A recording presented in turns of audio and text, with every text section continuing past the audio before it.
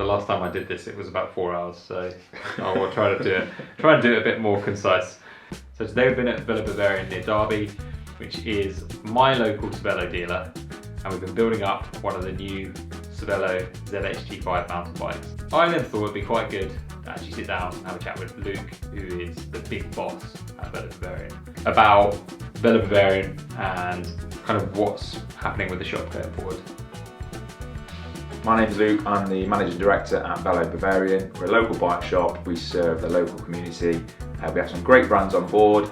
It's how I got introduced to Chris via our Cervélo connections.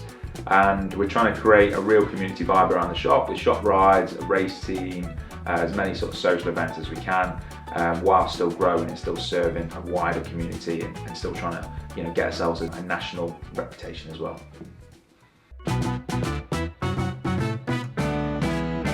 So, I'm thinking. So, I think I moved up here. Yeah, good place to start. It's a good place to start. I moved up here, kind of near here. It'll be 2 years in March. Wow. Wow. I think it's right. The bit that I think was quite obvious to me when I first moved up here was I needed to find a bike shop or a network of shops that I could reach out to who were local to me and who I could trust in looking after my bikes, helping with bike builds like we've done today. Yeah. And I hadn't even reached out to you. You messaged me saying like, look, we're a Cervélo dealer, whatever you need a hand with, let us know and we can help you out. Yeah. And that was really appreciated. Subsequently since then we've done several builds. I think between Paul and Alex have pretty much serviced everything that I have. I think so, yeah. I think the only thing we haven't had is the R5, the new R5. We've had all the old, we had the old one, for the R3, yeah, for both the Sparrows. We had the Caledonia. Yeah, the Caledonia when it was the wrong size, and then the new one. Yeah. Obviously we had the Santa Cruz. Yeah. And now we've got the ZHT. Yeah, the Chrome Cervélo. The Chrome Cervélo as well, yeah. So you've helped out with all of those bikes over the last couple of years. And what I think is quite unique about Bella Bavarian, a couple of things is one, your background isn't cycling. No. And how quickly the race team has kind of grown over the last year. Mm-hmm. Getting podiums at hill climbs, winning races. There's been a lot of stuff going on with the race team, and also the potential plans of growth for the race team.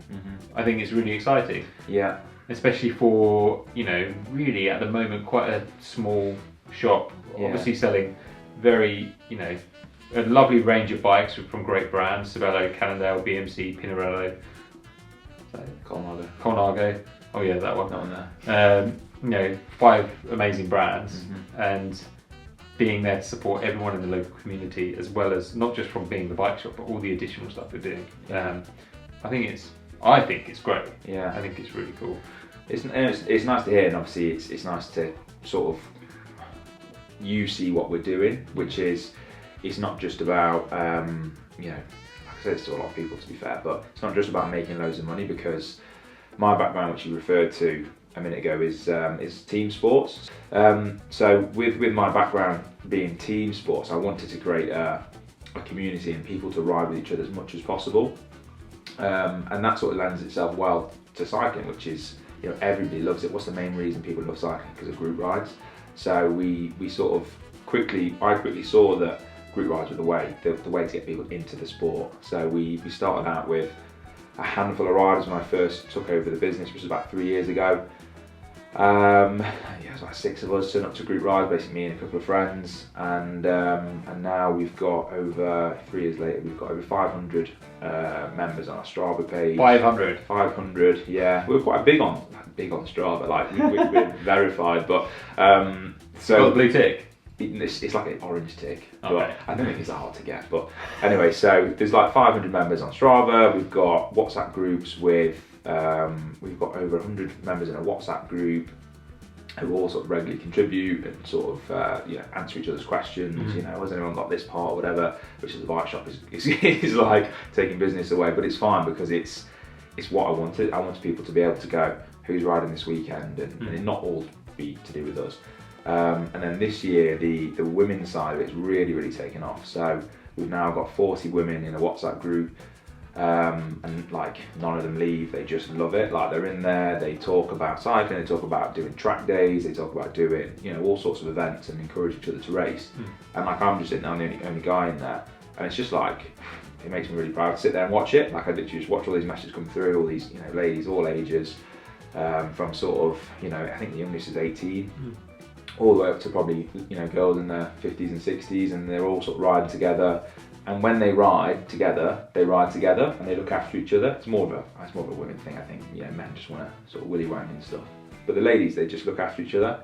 And that is like the basis of where I think we've had success with the business, which is creating a community. And then like, oh, and by the way, we also offer bikes, these top brands that we offer. We've got Mechanic, who's been doing it for 30 plus years, 30 years of industry experience. It's like what he doesn't know about bikes isn't worth knowing. So we have all these services that we can offer off the back of this community that we've built, and it just seems to it's hard work, but it seems to be working. It seems to be growing, and we seem to be sort of going where I want the business to go, which is just to reach more people and have a bigger scope of that community. Creating that community ultimately supports your business long term way better than ignoring the value of that, in my opinion. Yeah. And Bella Bavarian's done that in the sense of creating the community with the rides, and now the bit I'd like to go into next is with the race team. Yeah. Which, how many people have you got for it next year? We're about 35 riders next year. We've got between 10 and 15 women and around 20 guys. So last year was the first year. We opened sort of, anyone can sign up and race. We'll get some nice kit. We've partnered with Santini, who've been really good to us. And we had 20 people sign up for the first year, and we're into our second year. The one thing I said is that I wanted to have a girls team or a ladies team. So we opened up applications for a ladies team, and I think we had over 20 women apply. Most of them have never raced before. So we opened this door, which was, come and race, and we'll talk you through the difficult side of it and help you through the process of, because even things like getting a British cycling license are quite hard. It's not very user friendly. No, it's not, and it's that side of things that puts people off, and and then not to mention like actually going to a race and pinning a number on and going through that the whole stress of doing that for the first time. So we've created this platform. It's like, right, come and race for us. We've got a team of people who just want people to race and want people to enjoy the sport to the next, not to the next level, to a different level.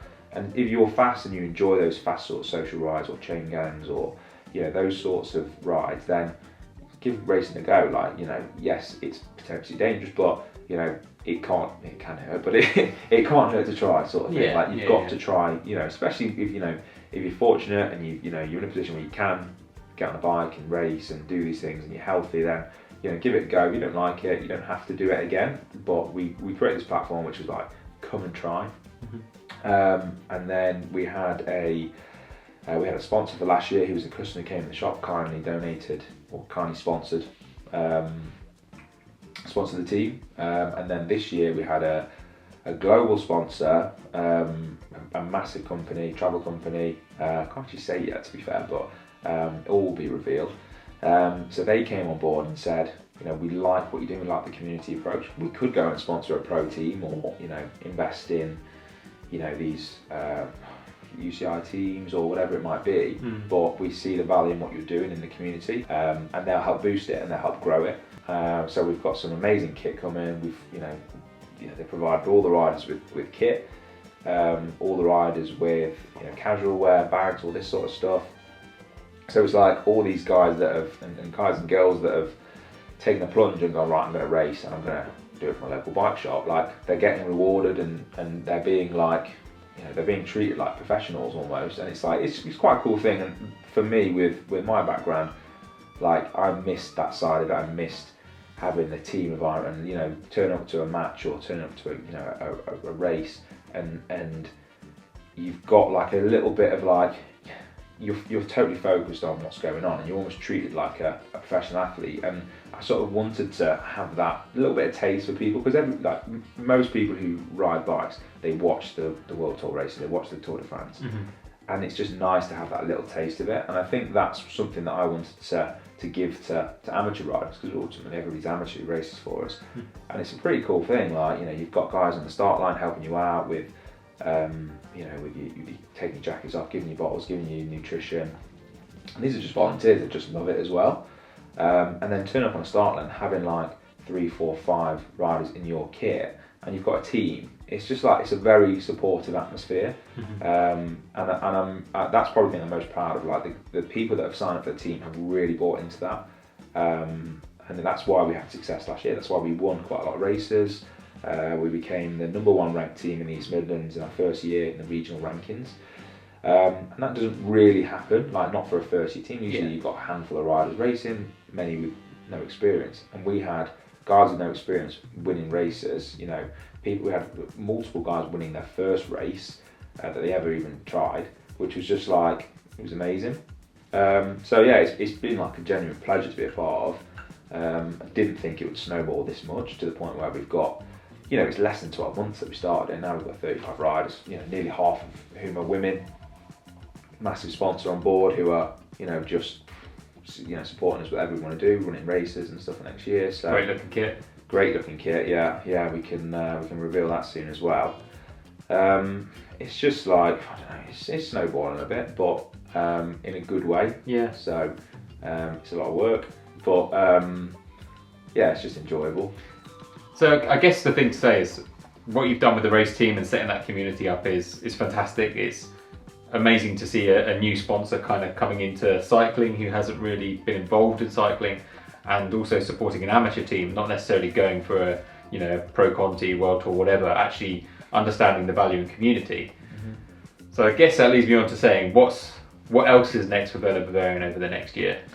Well, I'd love to, at some point, because I've got no aspirations for taking the team to be in the World Tour, you know, not aspirations for, you know, even continental level. What, like, you know, not even really doing the Tour series. Like, we're just a local community, and if we can give local riders a chance to perform on a platform, and then we can help them get to the next level, I think that's sort of what I would quite like. As I say, it's very early days, it's about 12 months we've been going, but if we can, you know, sign local riders, help them progress, help them improve, give them platform, and then also help them with, you know, putting them in front of the right people as well through our connections, and helping them promote themselves. That's quite important for me, I think, because it, you know, again, my background, like, it's very helpful to have somebody, you know, not like an agent, but just to give you like a little bit of guidance and a little bit of experience, just to sort of push in the right direction. So from the racing perspective, that's what I'd like to do.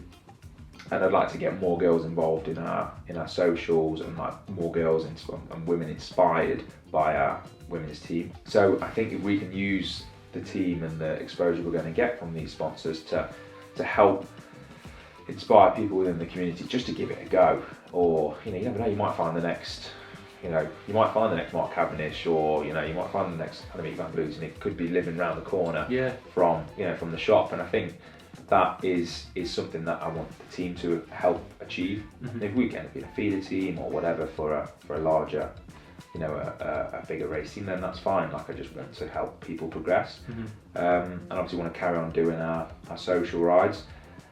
With regards to the shop itself, I think when I first took over the business, it was, let's create a hub, let's create a cycling hub, like a destination where people can come, people can spend money, people can meet other cyclists, they can have a good time. You know, they don't have to spend money, they can just come in and have coffee, you know, see what we've got to offer, see what we do, sign up. You know, everything in terms of our social rides is all free. You know, you don't have to have a membership, it's just turning up.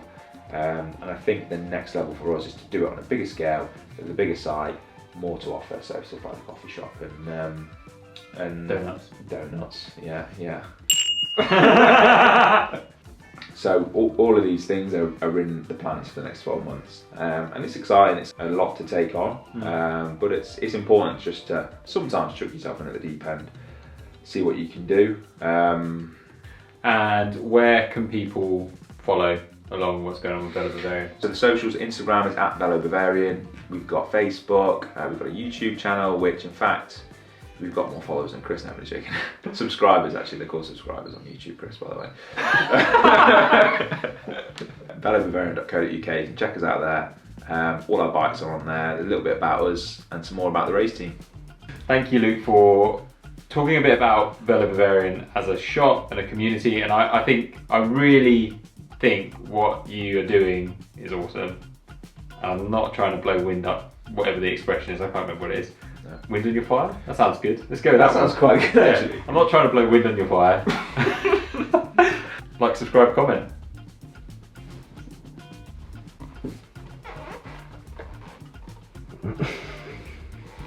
What are you doing? I'm taking this one home. Size 54 Cervélo. Cheers. I think I'd probably get stopped very quickly if I did that. He's a lot bigger than you. He's a lot bigger than me. So obviously that was quite a long chat, and this video is a real short snippet of that chat. But the full chat will be available to listen to on the 011 podcast, and you can go onto the link below here somewhere where you'll be able to listen to the full thing.